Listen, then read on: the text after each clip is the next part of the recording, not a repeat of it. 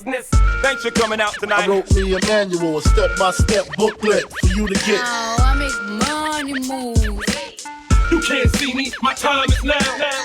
What up, guys? Welcome back to the Fitness Times Business Podcast, the show created to provide you with the practical and strategic advice to help you level up in fitness, business, your career, your relationships, and your life. My name is Joseph Mansell. I am your host, joined in this Your For segment by co-host Brandon. What's going on, my man? What's happening, man? Back for another one. We're back. We have four awesome questions, if I might say so myself. I was having a quick read over them just before we dived in here to shoot this podcast, and I'm super excited to get stuck into them. But before we get stuck into them, Brandon, we don't usually advertise anything on this show. We don't run ads for this show, full stop, but we usually don't advertise anything on this show. But when a once a year event like Black Friday comes around, it would be a disgrace not to mention it while we have your attention, guys. So just real quick, Black Friday 2022 is looking like it's going to be our biggest Black Friday sale ever. And that's saying something because our Black Friday sales are always our biggest sales of the year. This year, we're trying to break all kinds of records, guys. It plays out like this. Well, firstly, let's set the dates. Black Friday, obviously, Friday, November 25. It runs from Friday, Saturday, Sunday, right up until midnight on Monday. And there are parts of this deal that are epic. The first one is 20% off all supplements from participating brands. So there's a whole bunch of brands on board this year, and it's just a flat 20% off. All products, no exceptions, across all products and all flavors from these participating brands.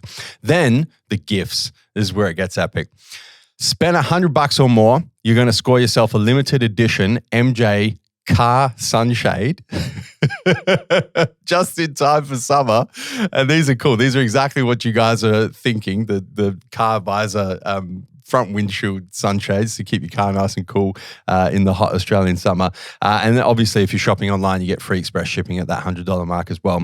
At the $150 mark, you get a free gift of your choosing, and there's 10 different gifts to choose from. Obviously, you got shakers, funnels, body tape measures, body fat calipers, all sorts of bits and pieces in there. And then the big one, you spend $300 or more, you get another free gift of your choosing and the limited edition Black Friday TMJ Apparel stainless steel drink bottle.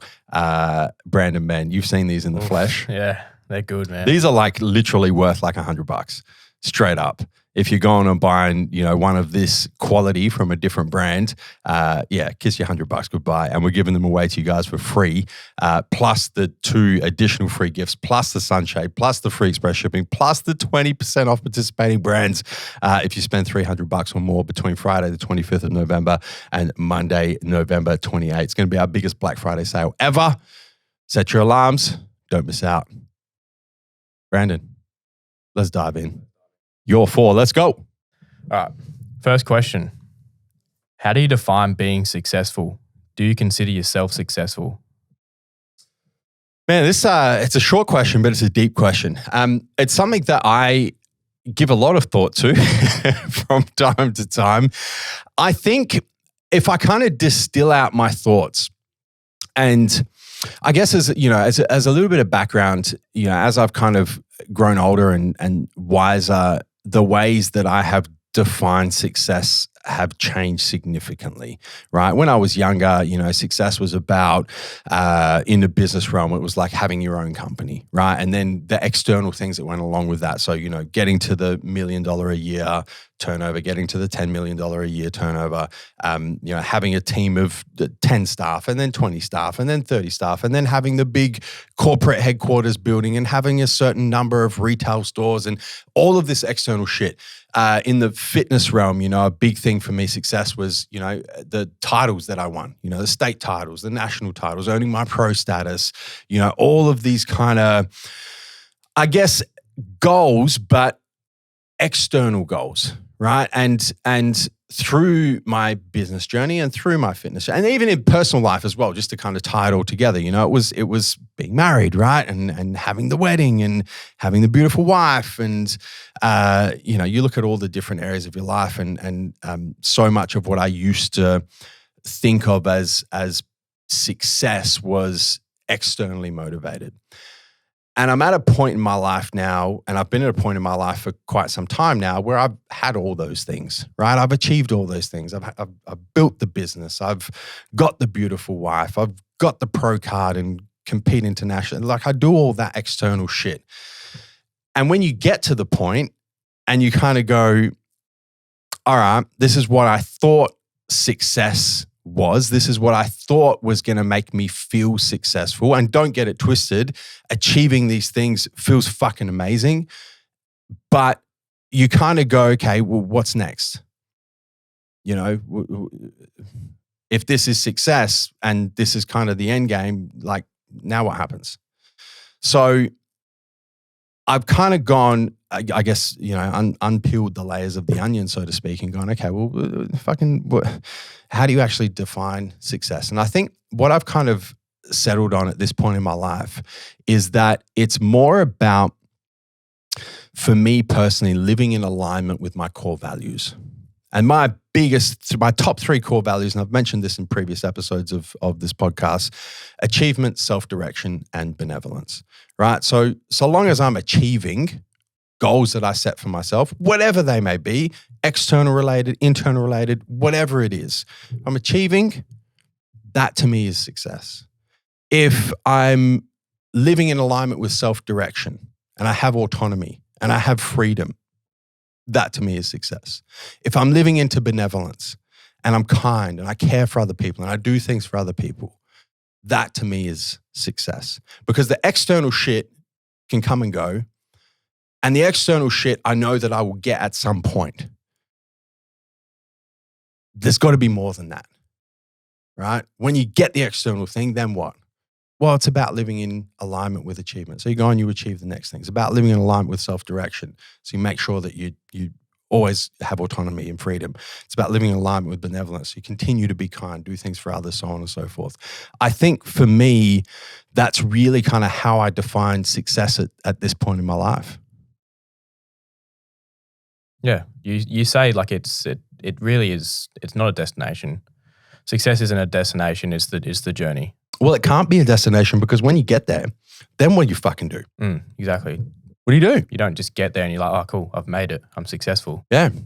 It doesn't happen like that. It's like, you know what, Brandon? It's like happiness as well, man. Like, so many people peg their happiness to external things. You know, when I have that job, I'll be happy. When I have that relationship or meet that life partner or have that marriage or have my family, I'll be happy. When I have X number of dollars in the bank account, I'll be happy. When I drive certain car, I'll be happy. All of this external shit. And then you get there and you figure out that doesn't actually it makes you happy for a little bit, maybe, you know, a day or a week or a month or whatever. And it's like, well, and now what? You're always looking on to the next thing. Okay, you've achieved this. Now what? Exactly what you said. Yeah. We can sit here and define success in 100 different ways. It's going to be different for everyone. There's not just one set way. Okay, a lot of people think of financial success as success. Yeah. There's, like you said, there's relationship success, there's social success, health and fitness success, just success. All these bring into a whole of what success means, but it really is just about the journey. Are you striving and working towards those areas of your life that mean the most to you? Living your life to your maximum and aiming to reach your potential? I find that's what success means for me. Yeah, 100%. I guess the second part of the question, do you consider yourself successful? For me, the question is, am I living in alignment with my core values? Am I achieving? Yes. Am I autonomous? Do I have freedom? To a certain extent, yes. Am I living into my core value of benevolence? Am I kind? Am I humble? Am I doing things for other people? I can always do more, but yeah. So, you know, do I consider myself successful? To a certain degree, yes.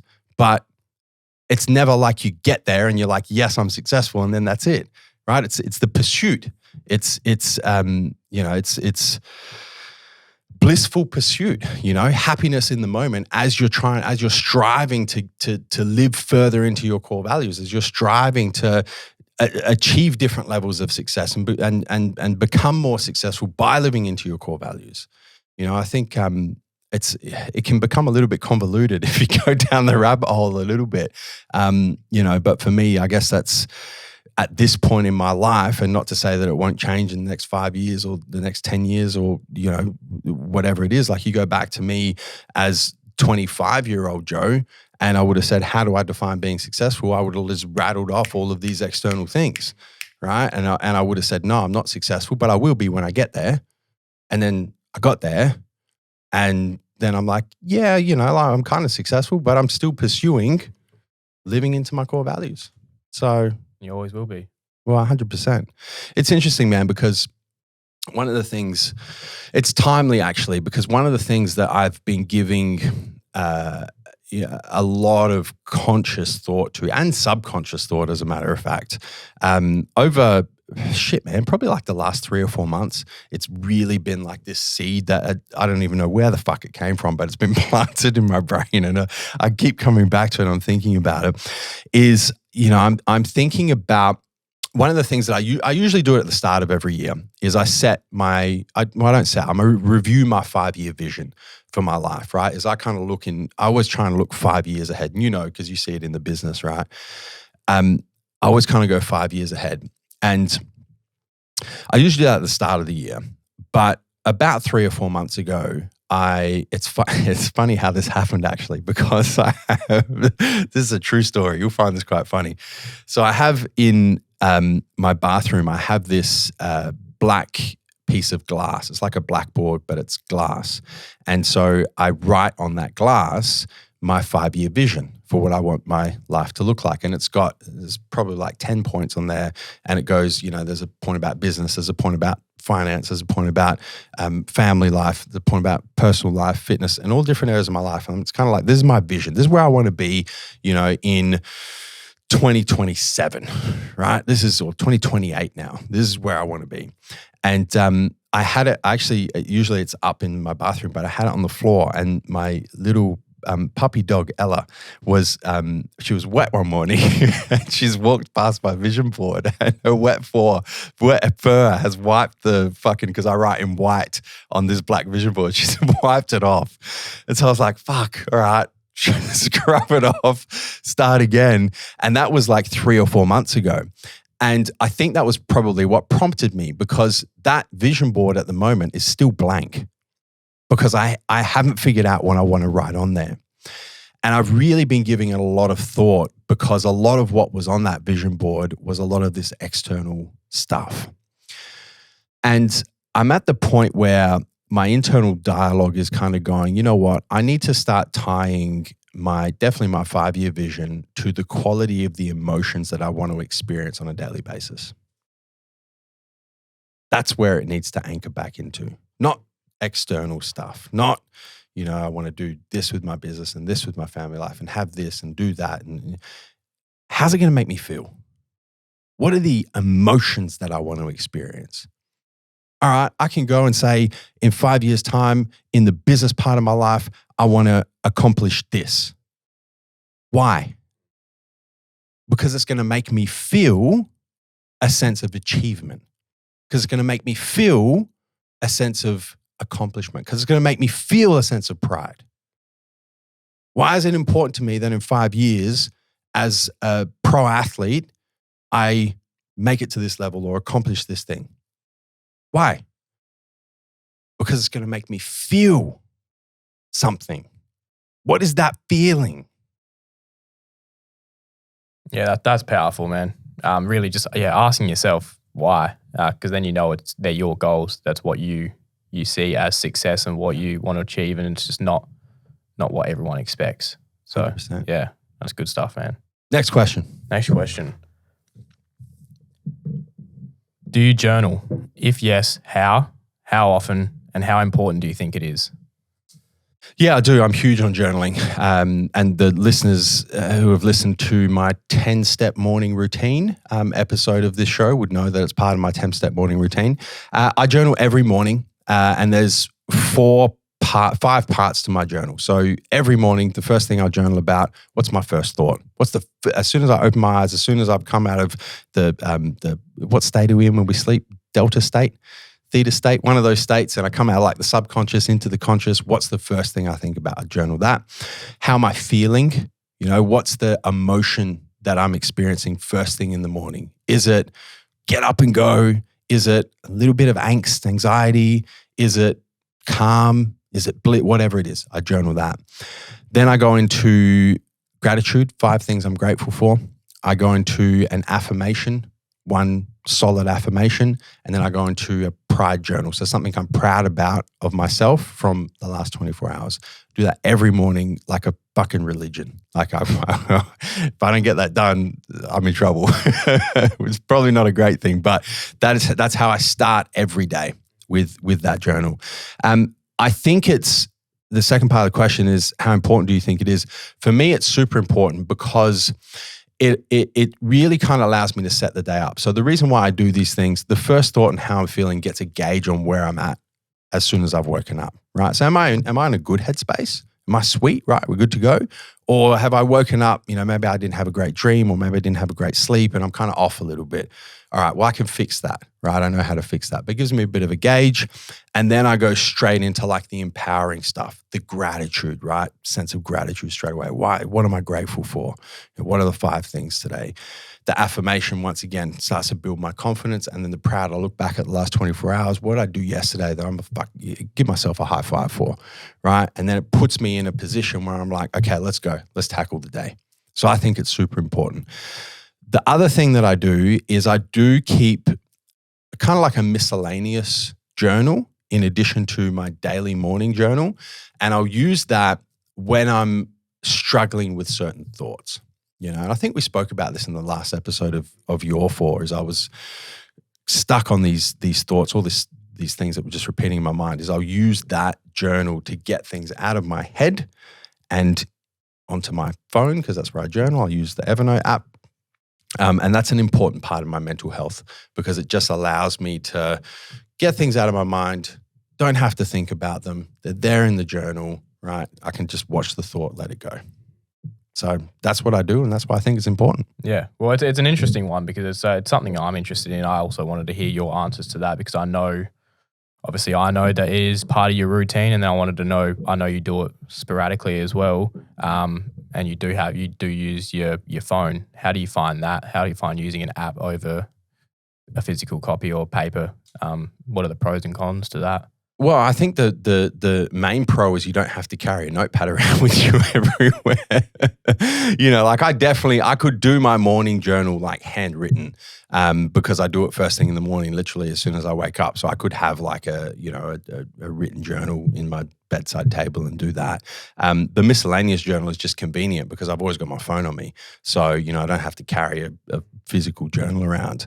For me, it's just convenient, to be honest, man. I guess, the one thing that you probably don't want to fall into the trap of, if you've got like your post notifications on your phone, right? And you're trying to journal and then Instagram sending you the shit and Facebook sending you this and TikTok sending you this, and it kind of disrupts your journaling process. That's why I haven't had notifications on my phone for years. I turned them all off back in 2018, I think it was, to just keep the distractions out. So I'm able to use my phone for what I want to use it for. And when I'm using it for journaling, that's it. I'm using it for journaling, and that's it. Do you ever go back and read your journal notes? All the time. All the time? Yeah, I did this morning. Okay. Yeah. Yeah. Well, yeah, for me, man, it's something that I want to bring into my morning routine, my everyday routine. At the moment, I'm using it as a tool for whenever I feel like my thoughts are getting too much for me, if I'm feeling a bit anxious. Like, for example, last weekend, I was away. Something happened here at work that I got a message from, and it pretty much just spiraled me. I was just in my head. I was out trying to enjoy my day. I was just couldn't get outside of my head. So when I got home, got it down on paper, and I felt a lot more clearer.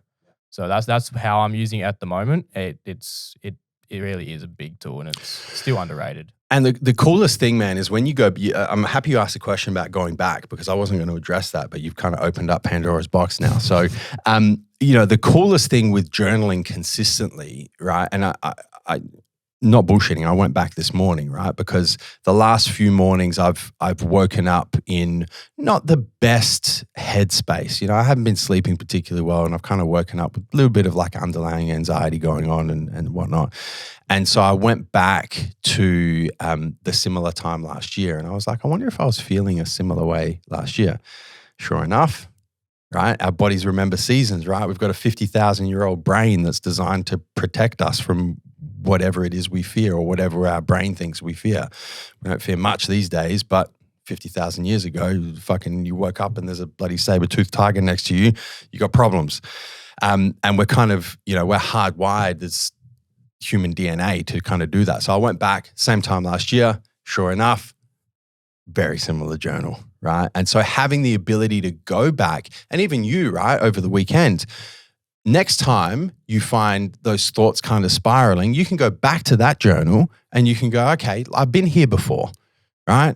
And I'm safe, right? I made it through. Everything's okay. This is just another one of those things. Been here before, know how to deal with it. Everything's going to be okay. And that's what I find going back to things that I've journaled about. It's funny because the last episode of Your Four, I was talking about how I journaled because I was training legs at the gym and I had a whole bunch of shit going on. I couldn't focus on the leg workout, right? So I went and journaled. So I actually went back to that journal last week and I went through all those things and I was like, what the fuck was I worried about? Like that's done. This one I'm still working on, but that's all good. I got this, that's done. So you can go back and grab some perspective as well that can really help you out in the present moment when you can go back and look at things that you've journaled about in the past that perhaps were difficult at the time to work through. Yeah, it's crazy. It really puts into perspective how insignificant these tiny things are that really just rattle you at the time. And then you look back and you're just like, wow, like it was nothing really. But 100%. Yeah, I love it. Yeah. Next question.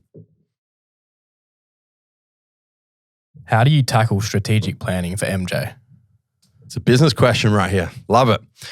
You would know this because you've experienced it firsthand. The one thing that I do as the founder and the boss, for lack of a better term, is I always set the 5-year vision for the company. So what I do is I split the company up into the different areas, right? So I won't go through all of them, but just to pick out a few, right? So bricks and mortar retail stores, online sales, website traffic, MJ Fitness Challenge, IFBB Pro League shows, like all the different parts of the business, right? I split them all out and I go, okay, 5 years, what's the vision? Where do we want to be at that area of the business in 5 years? So I set that vision. Then what I'll do is I'll set the 1-year goals, right? So what do we need to get done? So let's take next year. I'll do this in January next year. I'll go in 2028, 5 years. Where does each area of the business, where do we want to be? What's the vision look like? In 2023, what do we need to achieve this year to get year 1 of that 5-year vision down pat? Through that process of the 12-month goals, I meet with the people that are involved in the different areas of the business and I get buy-in. So what do you reckon? Brandon, from the consumer content side of things, where do you reckon we need to be at by the end of this year? This is the vision. I'll share that with you. This is where we're going to be in 5 years, 2028. End of 2023, where do we need to be? All right, so I get buy-in from the stakeholders of each part of the business. We set those together. We agree upon them. We say, yep, these are specific, measurable, achievable, realistic, time-bound, the SMART goals, SMART goal structure. This is where we're heading. Then they get broken down into monthly KPIs. So every month, where do we need to be to make sure that we're heading towards these 12-month goals? And then I have monthly management meetings with each of the stakeholders in the business, the managers of the business, and we track where are we at, right? Are we on track? Sweet, we're good, keep going. Are we off track? All right, let's have a look at what's happening on a weekly basis. Fuck, let's drill down. What's happening on a daily basis? Why are we off track here? What do we need to improve? So we can make these adjustments on a daily, weekly, monthly basis to make sure that we're hitting our monthly KPIs. The KPIs add up to meet the 12-month goals. The 12-month goals add up 5 years in a row to reach our 5-year vision. In a nutshell, that's how it's done. I don't really have anything to add to that. I think it's- like really that's it, you know, this, and you can kind of go, okay, well, I guess the follow-up question is, well, where does the 5-year vision come from? You know, from a strategic planning perspective, where does that come from? I think if you have to ask that question, you're probably not the right person to be setting the 5-year vision. I don't fucking know where it comes from, Brandon. I just go, this is where we want to be. This is my vision. And that's how it is as the owner of the company, right? Like it's fucking at the end of the day, you're kind of driving the ship. Where do you want to go? Right? There's not really too much strategy around it. It's kind of like, okay, well, this is what's happening. This is where I think we need to head. There's no guarantee of success. Never is. But that's part of being the leader. That's part of being the visionary, is having the courage to go, this is the direction I think we need to head, and having the courage to back yourself and go, fucking, this is where we're going. So that's how it's done. Yeah, awesome. That's how I do it, at least. Yeah. Next question. What advice do you have for someone who knows all the right things to do to live a healthy, active lifestyle, but still can't seem to actually put in the steps to do it or to keep it up? If there are blockages in the way, how do you actually overcome them?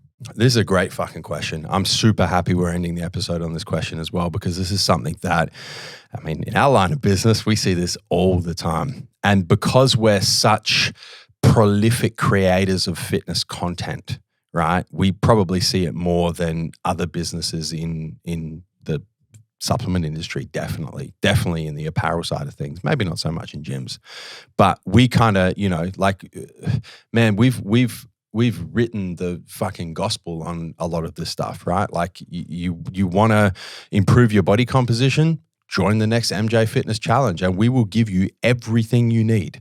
We will give you the diet plan, the meal plan, the supplement plan, the workout plan, the cardio plan, the motivational support, the community to help you get it done. Everything you need. All you have to do is put in the work. And, you know, it's the old adage, Brandon, you know, you can read and consume all of the content that you want about how to do a push-up. If you don't do the push-up, you're not going to get the results. So the question then really is, what advice do you give to someone who has all of this information, but just struggles to take the first step, struggles to, all right, information overload, where do I start? And it's going to sound super simple, right? But the best advice I can give is just to start. Like, you just have to take the first step. And that first step for somebody might be, you know what, let me follow the meal plan that I've been given, or the diet that I know I need to follow for a day. We get to the end of today. Did I do it? Sweet. Well, let me go one more. Let me go 2 days. Let me go 3 days. Day 4, shit, I fucked up. Okay, start again. Try and put 4 days together. Try and put 5 days together. For other people who find the dieting quite easy, it might be the training. It might be the workout. Fucking hate going to the gym. Hate doing the exercise. Well, just do 1 day. You do that? Okay. We'll do it another day. Can we string 2 together? Sweet. Can we string 3? No, fucked it. All right, start again. Now let's try string 3 together. And then 4. And then 5. You know, there's something beautiful about the momentum that comes along with stringing small wins together, right? And those small wins can literally be day by day. But as you stack them, they become easier to stack because you start to build this momentum. And once you've got the momentum, don't fuck with it.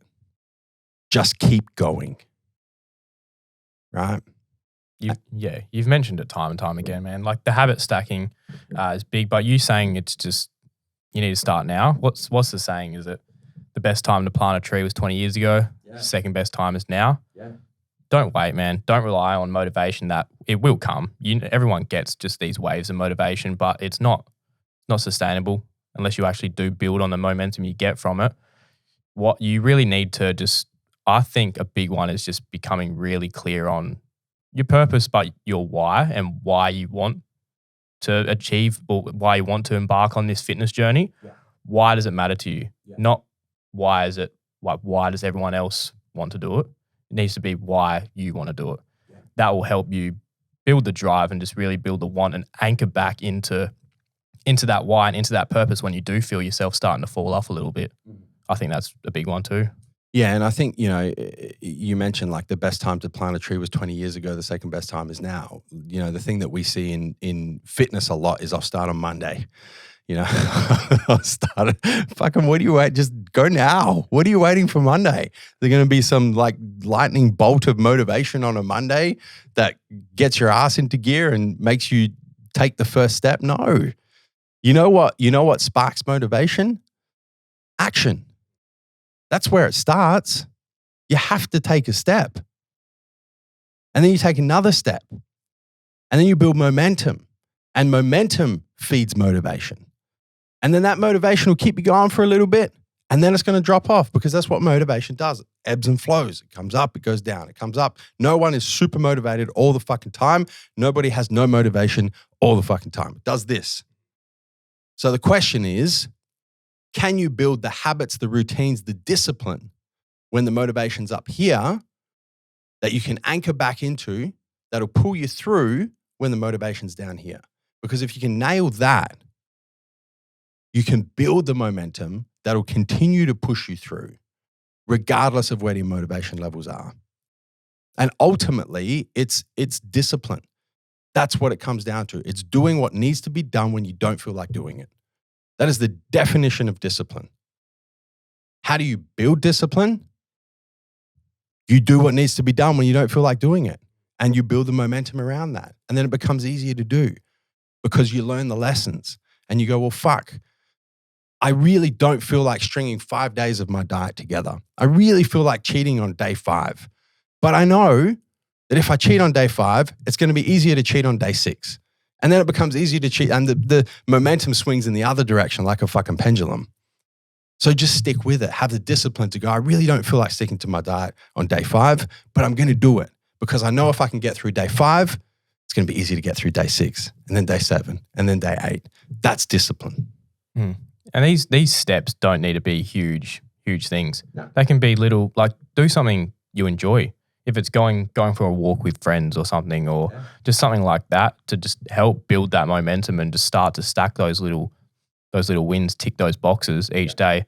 Talking about friends, another one to help you become accountable, you could just really reach out to close ones. That's why like you mentioned, the MJ Fitness Challenge, having that community to really keep each other accountable can be huge. So if it is something you're really struggling with, go to your friend, go to your brother, sister, just say, hey, I'm trying to do this. Can you help keep me accountable? Because it really does make a big difference. Yeah, 100%, man. That's all right. That's it, man. That's all we got. That's what we got.